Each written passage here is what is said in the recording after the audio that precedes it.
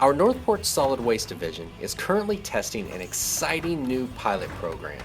It's called Rotating Automated Recycling. Residents in the pilot areas are provided with two 65 or 32-gallon recycling totes. And local resident Linda Callahan says she likes them so far. These are great, and with the lid, you can put them out the night before and not worry.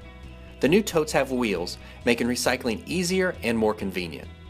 The tote with the blue lid is for commingled materials like glass, plastic, cans, and the tote with a tan lid is for paper products. Collection between the two totes rotates each week, and there's even a calendar under the tan lid to show residents which tote is being collected this week. I wonder if people won't be more apt to use these. One thing, they are taller, so you just open the lid. Not that it's very hard to bend down, it isn't, but it just seems like it's a little more convenient to open the lid and throw it in and not worry about it. Currently, solid waste is collecting recyclables manually.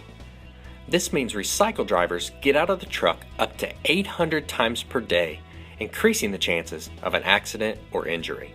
With the new totes, recyclables are collected with an automated truck, just like your garbage.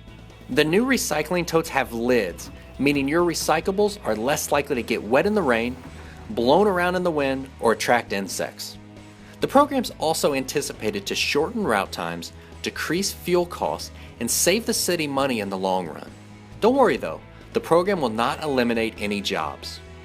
Solid Waste anticipates that with larger and more convenient recycling totes, residents will recycle more. Some communities have single-stream recycling where all the recyclables go in one tote. The processor where we transport our recyclables requires for them to be separated.